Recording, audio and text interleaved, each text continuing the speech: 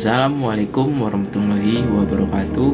Perkenalkan, sebelumnya saya Muhammad Fikri Gunawan, NPM 2201-2009. Nah, jadi di sini saya akan membahas apa definisi dari produksi epsilon. Jadi, produksi epsilon atau produksi kosong, sering kita kenal sebagai produksi kosong, adalah produksi yang menghasilkan epsilon atau yang biasa disebut sebagai produksi kosong. Nah, jadi ekstron itu kosong, simbol produksi kosong. Pada instant automata ada transisi kosong. Istilahnya proses kosong itu dimana ketika 11 cat dapat berpindah dari satu ke satu atau step by step tanpa membaca inputan itu, yang dimaksud sebagai basis kosong. Nah, berbicara mengenai konteks primer, ada juga yang disebut sebagai produksi kosong.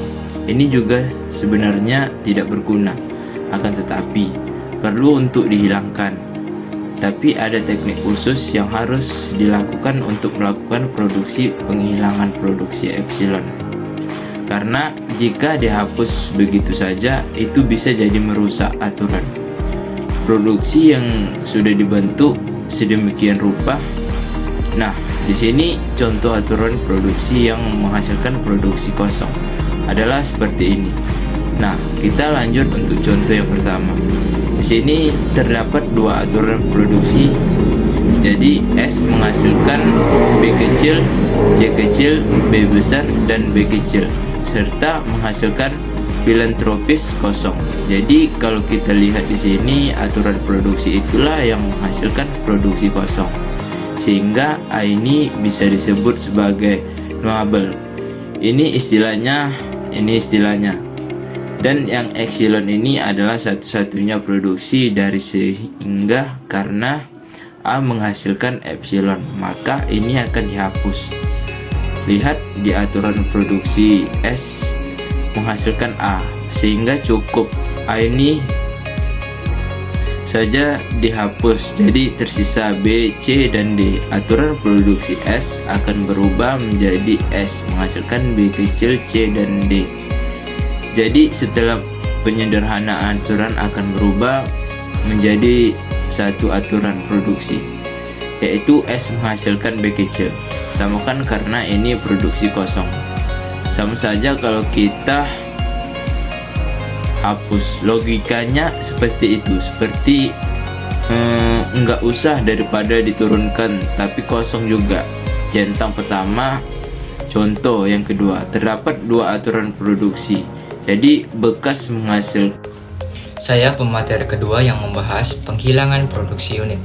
Definisi produksi unit. Dalam konteks teori bahasa dan automata, produksi unit mengacu pada aturan atau peraturan dalam sebuah tata bahasa formal, seperti pada konteks grammar atau automata.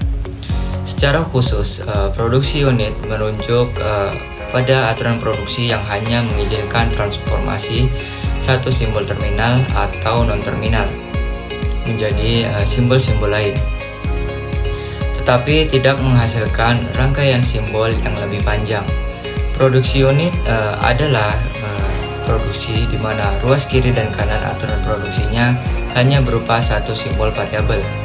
Contohnya yang pertama itu S menghasilkan A besar, A menghasilkan B besar, dan C menghasilkan D besar. Inilah yang dimaksud dengan produksi unit. Kenapa harus dihilangkan? Karena aturan produksi seperti ini akan membuat proses penurunan ini panjang dan bertele-tele, makanya harus digantikan dengan produksi unit yang lebih singkat.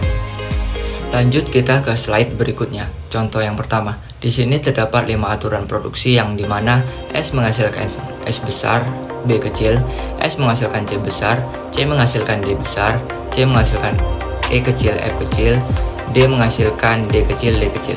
Yang merupakan produksi unit pada kelima aturan produksi ini adalah S menghasilkan C dan C menghasilkan D. Ini membuat aturan produksinya sangat panjang, makanya dilakukan proses penggantian. Kalau kita membahas produksi unit, maka kita akan melakukan proses penggantian. Kita lihat di sini C menghasilkan D besar. Kalau kita perhatikan C besar ini itu dia menghasilkan D kecil, D kecil.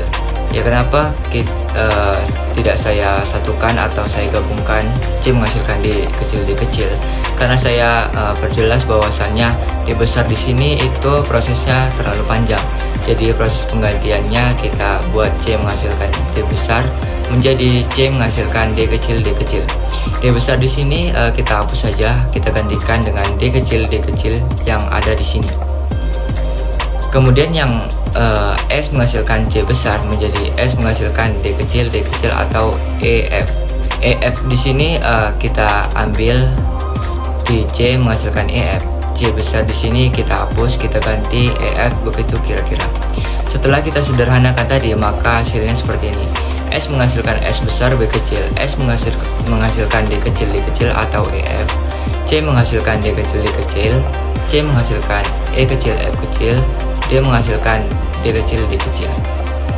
Lanjut kita ke slide berikutnya. Contoh kedua.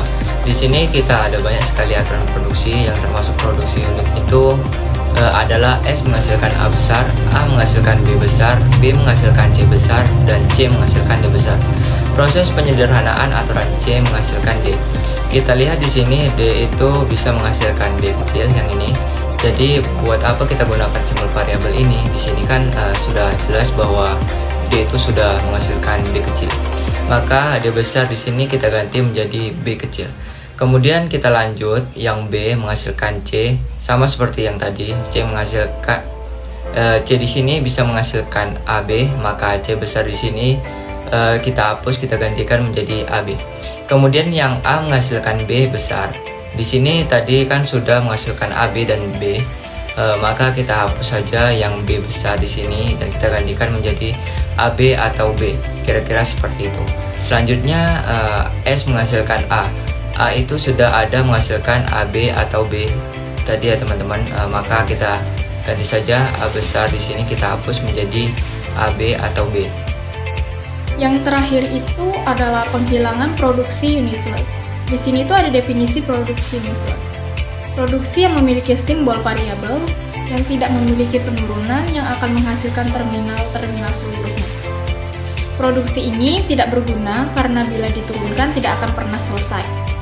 Produksi ini juga yang tidak pernah tercapai dengan penurunan apapun dari simbol awal. Produksi ini melibatkan produksi redundan atau berlebihan.